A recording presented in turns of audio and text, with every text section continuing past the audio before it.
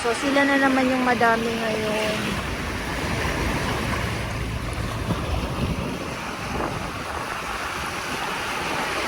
Pag yung mga ganito na nakakakuha ko, binabalik ko po ito kasi para lumaki din sila,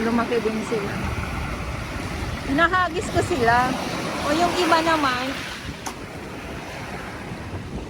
Good afternoon, Manila Bay, Dolomite Beach po tayo. Ngayon ay October 25, 2024.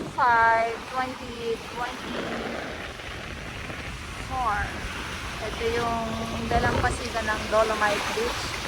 So grabe si Bagyong Christine. Kamusta po kayo? Lalong-lalo na sa mga kababayan natin dito sa Pilipinas.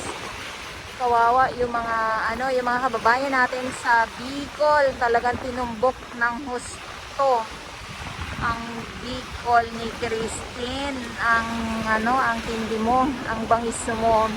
Ang dami mga bayan na mga nawala ng tirahan. Sana makabangon kaagad yung Bicol. Ayan. So nakakalungkot kasi sunod-sunod na bagyo. Tapos ngayon eto na naman si Bagyong Christine. At ayan nga po ay si Bagyong Christine ay matindi ang kanyang pananalasa sa Bicol nga po. Siguro naman panood nyo sa iba't ibang mga news, sa iba't ibang mga social media kung ano yung mga nangyayari ngayon dito sa bansang Pilipinas at sa Maynila din. Siyempre may iba pa pong mga lugar na binaha, pero matindi talaga nangyari doon sa Bicol. Dito sa Maynila, binaha po. Grabe po ang baha din dito, pero humupa din naman po. So yun lang, nakakakabakan syempre, bagyo na yan. May mga pamilya tayo, may mga mahal tayo sa buhay na hindi natin mga kasama hiwa-hiwalay, diba? So syempre nag-aalala ka. Ako na din, isa na din po, nag-aalala din po ako sa mga mahal ko sa buhay, sa pamilya ko, gano'n. At sana yung mga pamilya niyo po ay safe sa bawat lugar o sa bawat probinsya. Ayan. So bangon tayo. Ayan. So sana sana yung itong araw na to ay tuloy-tuloy na. Ayan, kaya nga lang ay may panibago na naman si Leon na naman. Ay, sana wag na, no? Kasi walang bagyo ngayon na hindi bumabaha talaga, sa totoo lang. Grabe grabe yung kagabi, mas nakakatakot kasi nga yung pagbaha dito sa Maynila. As in talagang yung gabi na siya, kaya yun di ba, mag-aalala ka talaga ng gusto. Pero ngayon dito naman tayo sa Dolomite Beach ay eto naman po ang mga halaan, mga iba't ibang halaan na naman, iba't ibang lamang dagat na naman po ang aking nakikita. So pag tapos ito, hinagis ko para mabuhay pa siya. Pagkatapos itong bagyo, sana ituloy-tuloy na makita muli natin na lumiwanag na naman po ang dalampasigan ng Dolomite Beach po. Parang nung mga nakarang weeks lang po bago itong bagyong Christine ay napakaliwanag. Nakita naman po ninyo, nandito tayo, pero ngayon may mga iilan na mga kalat. Iilan lang po ito, hindi katulad ng bagyong Karina at nung mga nauna pang bagyo na talaga halos dito yung mga water lily, as in talagang nagtutumpukan sila at iba't ibang klase mga kahoy, plastic, mas madami yon kaysa ngayon. Pero ito ay kumbaga isang araw lang nalinisan ito, lalo na pag marami, simot kaagad po itong mga kalat na nakikita natin ngayon. So tulad nga na nababanggit ko, meron tayo mga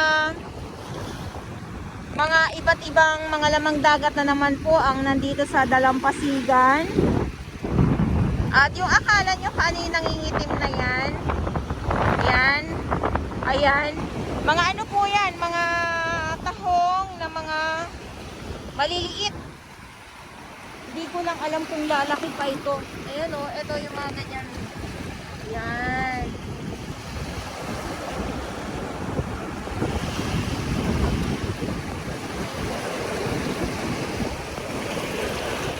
Pero kasi, itong mga plastic na to, yan yung binibenta naman po yan. Kaya kumbaga, hindi naman po ito lahat ay basura. Kumbaga ay, kumbaga may pera sa basura, ganun.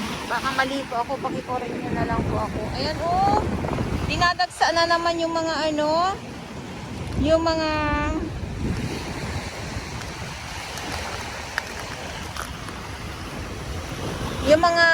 iba't ibang mga lamang dagat dito sa Dalampasigan. Ay!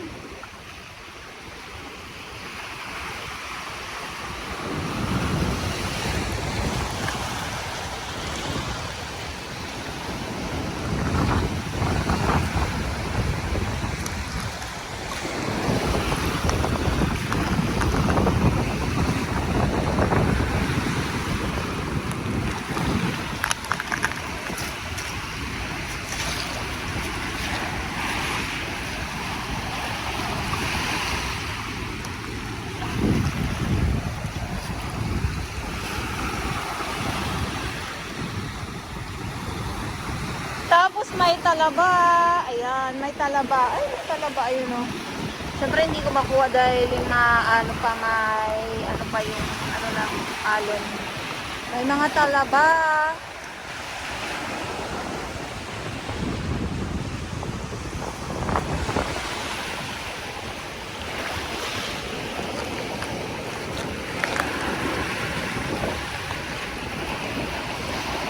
At mga batotoy.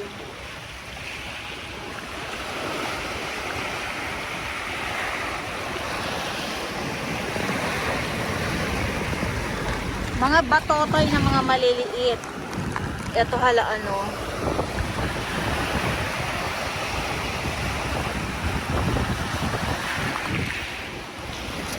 Parang may narinig ako na ano.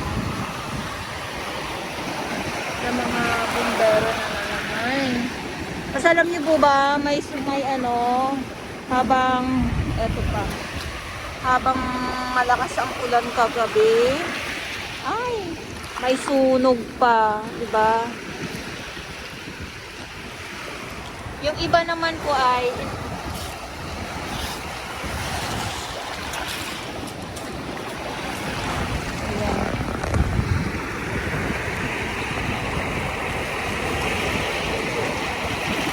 yung pinaka ay may laruan kulay pink, laruan ko to kulay pink.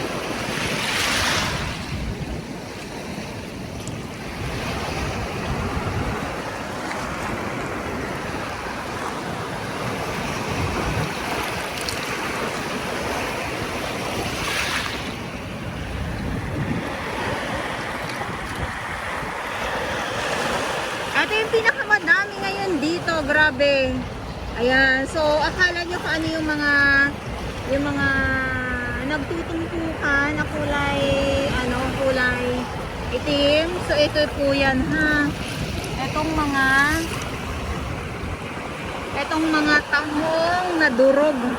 Nadurog na po sila kasi sa hampas ng alon, malakas na alon. Tapos napapadpad nga po sila dito sa Dalampasigan.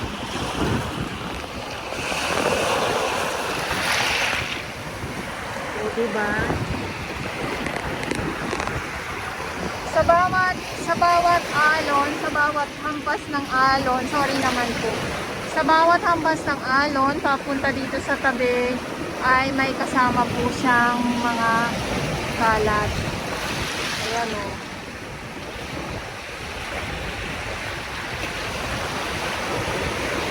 Tapos, meron na din pong kasamang mga iba't ibang mga shell. Yan, sana si Si sunset, si haring araw ay tuloy-tuloy na po ito na makita natin. Makapahinga naman po. Thank you Lord at lumiwanag na. Okay, so ito yung update natin ngayon dito sa Manila Bay, Dolomite Beach. At ulitin ko lang po, ngayon ay October 25, 2024. Grabe na mayagpag ng gusto si Christine nga po sa Bicol. Yun talaga ang tinumbok niya. Kaya nakakalungkot lang na gano'n yung nakikita natin ngayon ng mga balita. Mga balita, yung mga post ngayon. So yun lang, nakakalungkot po.